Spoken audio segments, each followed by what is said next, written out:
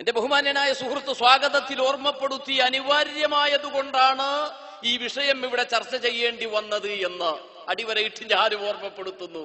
ഇത് പറയാനല്ല എന്നോട് ആദ്യം പറഞ്ഞത്. ഇസ്ലാമിനൊരു സൗന്ദര്യമുണ്ട്. ലോകം ഇസ്ലാമിനെയാണ് ആഗ്രഹിക്കുന്നത്. ലോകത്തിലുള്ള ഉന്നതന്മാരായ ആളുകൾ ഇസ്ലാമിലേക്ക് കൂലം കുത്തി ഒഴുകുന്നു. ഇത് വെറുതെ പറയുകയാ. 2010 ഒക്ടോബർ മാസത്തിൽ ഇറങ്ങിയ 2010 ഒക്ടോബർ മാസത്തിൽ ഇറങ്ങിയ എമിറേറ്റ്സ് വുമൺ എന്ന് പറഞ്ഞ് UAE-യിൽ നിന്നിറങ്ങുന്ന ഒരു ഇംഗ്ലീഷ് മന്ത്ലിയുണ്ട്, മാസിക. അതിന് 4 പെണ്ണുങ്ങളുടെ 4 ഉന്നത സ്ത്രീകളുടെ ഫോട്ടോ കൊടുത്തിട്ടുണ്ട്. 2 പേര് ബ്രിട്ടനിലുള്ളവരാണ്, ഒന്ന് അമേരിക്കയാണ്, ഒന്ന് ഫ്രാൻസ് ആണ്. UAE-യിലെ വലിയ വലിയ കമ്പനികൾ നടത്തുന്നവരും വ്യവസായ സാമ്രാജ്യങ്ങൾ വെട്ടിപ്പിടിച്ചവരുമാണ് ആ പെണ്ണുങ്ങൾ. അവർ പറഞ്ഞു, വിശ്വാസ മേഖലയിൽ സഹസ്രക്കണക്കായ പ്രത്യയ ശാസ്ത്രങ്ങളുടെ ശവപ്പറമ്പായ ഭൂമിലോകത്ത് വിശ്വസിക്കാനും ഉൾക്കൊള്ളാനും പറ്റുന്ന ഏതെങ്കിലും ഒന്നുണ്ടെങ്കിൽ അത് ഹസ്രത്ത് മുഹമ്മദുർ റസൂലുള്ളാഹി, മദീനയുടെ മാനസപുത്രൻ മുഹമ്മദുർ റസൂലുള്ളാഹ്. ആ നേതാവിന്റെ പ്രത്യയ ശാസ്ത്രത്തിലെ ഞങ്ങൾക്ക് വിശ്വാസമുള്ളൂ എന്ന് പറഞ്ഞ് പർദ്ദയിട്ട് മുഖം കെട്ടി നിൽക്കുന്ന ഫോട്ടോ എമിറേറ്റ്സ് വുമൺ ലോകത്തിലേക്ക് പ്രഖ്യാപിച്ചു. ഇതൊരനുഭവമല്ല.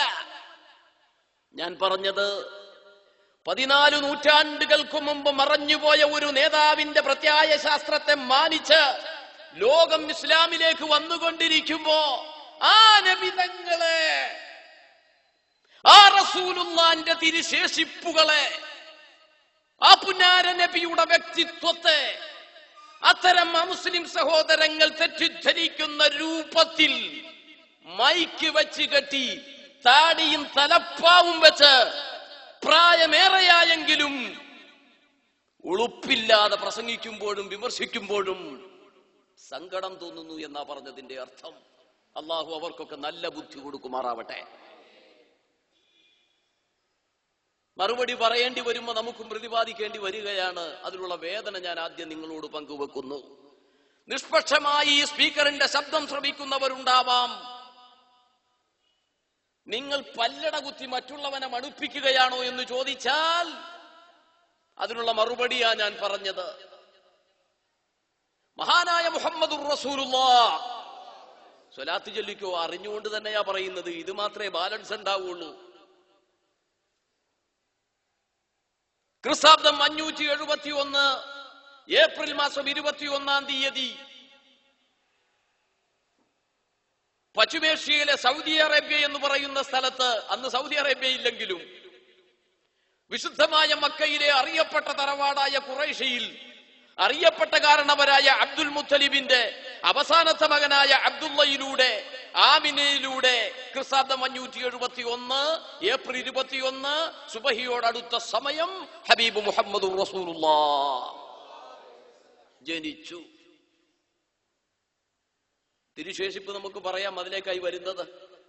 അല്ലാതെ ഒരു മുടിയുടെ കാര്യം മാത്രം പറഞ്ഞിട്ട് വെറുതെ എന്തിനായി വർത്താനം? ആരാ നബിതങ്ങള്? ഒന്ന് കേട്ടു നോക്ക്. നന്നാവാൻ തീരുമാനിക്കാത്തവരോട് പറഞ്ഞിട്ട് കാര്യമില്ല. അള്ളാഹു അവർക്ക് ഹിദായത്ത് കൊടുക്കട്ടെ. ഒരു മൂല്യാനും വാന്ന് പറഞ്ഞിട്ട് കാര്യമില്ല. കാരണം ഇത് പറഞ്ഞില്ലെങ്കിൽ ഞങ്ങളുടെ പ്രത്യയ ശാസ്ത്രവും ഞങ്ങളുടെ പ്രവർത്തനവും നിന്നു പോകുമെന്ന് അവർക്കറിയാം.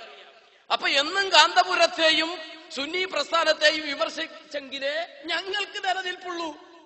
അല്ലാതെ സുൽഹായി കഴിഞ്ഞാൽ പിന്നെ എന്തും പറഞ്ഞാ ജീവിക്കുന്നത്? അണ്ണാക്കിൽ മാറാല കെട്ടിപ്പോകും. അതുകൊണ്ട് ഇത് പറയൽ നിർബന്ധമാണെന്ന് പറഞ്ഞ ആളുകളോട് നന്നാക്കാൻ നടന്നിട്ട് കാര്യമുണ്ടോ? അള്ളാഹു ഹിദായത്ത് കൊടുത്താലേ അവര് നന്നാവൂ. അള്ളാഹു ഹിദായത്ത് കൊടുക്കട്ടെ. പക്ഷേ മലപ്പുറത്ത് കോളറ വന്നപ്പോ പാലക്കാടുള്ള കുട്ടികളെ കുത്തിവെച്ചു. മലപ്പുറത്താ കോളറ, കുത്തിവെച്ചത് പാലക്കാടാ. എന്തിനാടാ പിള്ളേരെ മലപ്പുറത്തുള്ളത് വന്നപ്പോ പാലക്കാട് കുത്തിയതെന്ന് ചോദിച്ചപ്പോ പറഞ്ഞു പ്രതിരോധമാണ്. അതുകൊണ്ട് പറഞ്ഞതേ ഉള്ളൂ. നിങ്ങൾ അതിൽ പെട്ടുപോകണ്ട. അതുകൊണ്ടാ ഇപ്പൊ പണ്ടത്തെ പോലെ അല്ലല്ലോ. ഒരു മൂല്യാർ ഇവിടെ നിന്ന് വാഴ പറഞ്ഞാൽ നിങ്ങൾ കേൾക്കും.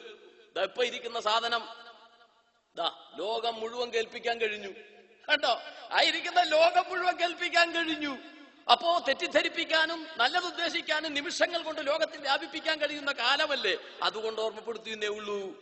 ക്രിസ്താബ്ദം 571 ഏപ്രിൽ 21 ജനിച്ചു. ക്രിസ്താബ്ദം 610 ഓഗസ്റ്റ് മാസം 16 തീയതി വിശുദ്ധമായ മക്കയിൽ നിന്ന് തെക്ക് കിഴക്ക് കിടക്കുന്ന ഹാർഹിറയില് 3 കിലോമീറ്റർ പോയാൽ കാണുന്ന ഹാർഹിറയിൽ വെച്ച് നസലൽ അമീനു മലക്ക് ജിബ്രീൽ വന്നിട്ട് പറഞ്ഞു, നബിയാണ്, അള്ളാഹുവിന്റെ പ്രവാചകനായി പ്രഖ്യാപിച്ചു. ക്രിസ്താബ്ദം 610 ഓഗസ്റ്റ് മാസം 16 തീയതി നബിയായി പ്രഖ്യാപിച്ചു. ക്രിസ്താബ്ദം 622 ജൂൺ മാസം 20 തീയതി മക്കയിൽ നിന്ന് മദീനയിലേക്ക് പ്രയാണം ചെയ്ത മുഹമ്മദുർ റസൂലുള്ളാഹി.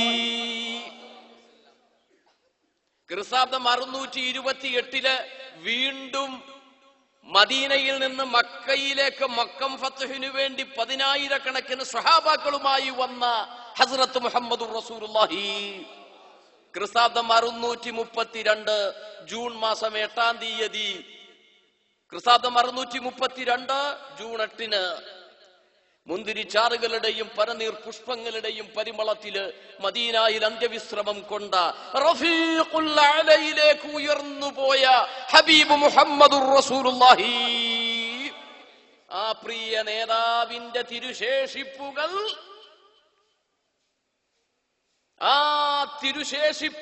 അവിടുത്തെ ജീവിതം, അവിടുത്തെ ശരീരം, അവിടുന്ന് ബാക്കി വെച്ചത്, അവിടുന്ന് സ്പർശിച്ചത് എല്ലാം അത്ഭുതങ്ങളായിരുന്നു. മുഹമ്മദ്.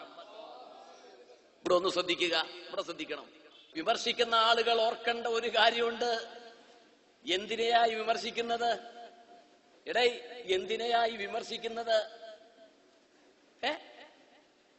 നിങ്ങൾക്കറിയോ, ഞാൻ പറഞ്ഞ നീൽ ആംസ്ട്രോങ് ചന്ദ്രമണ്ഡലത്തിലേക്ക് പോയപ്പോ അയാൾ ഉപയോഗിച്ചിരുന്ന ടൂത്ത് ബ്രഷ്, അയാൾ ആ യാത്രയിൽ ഉപയോഗിച്ച പാന്റ് ഷർട്ട്, അദ്ദേഹം ആ യാത്രയിൽ ഉപയോഗിച്ച ഷൂ തുടങ്ങിയ സാധനങ്ങൾ ഖിയാമത്ത് നാൾ വരെയുള്ള ആളുകൾക്ക് കാണാൻ അദ്ദേഹത്തിന്റെ ആധാറുകൾ വാഷിംഗ്ടണിലെ പ്രശസ്തമായ മ്യൂസിയത്തിൽ ഇതാ വെച്ച് പൂട്ടിക്കഴിഞ്ഞു.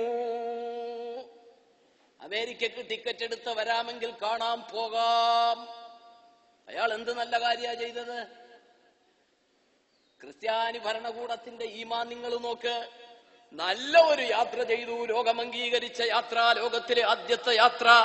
അത് ഞങ്ങളുടെ നാട്ടുകാരാണ് ആയതിന്റെ പേരില് അദ്ദേഹം മരിച്ചാലും അദ്ദേഹം ആ യാത്രയിൽ ഉപയോഗിച്ച ആധാറുകളും അവശിഷ്ടങ്ങളും തിരുശേഷിപ്പും അവരുടെ ഭാഷയിൽ വിശ്വാസത്തിൽ ആ സാധനങ്ങളൊക്കെ ഇതാ മ്യൂസിയത്തിൽ വെച്ച് സൂക്ഷിക്കുന്നെങ്കിൽ, ഓ പ്രിയപ്പെട്ട മുസ്ലിമേ, ഓ പ്രിയപ്പെട്ട മുസ്ലിയാന്മാരെ, ഞാൻ ചോദിക്കട്ടെ, അള്ളാഹുവിന്റെ റസൂലിന്റേതാണെന്ന് ഇന്ന് നമ്മുടെ ഇന്ത്യ രാജ്യത്ത്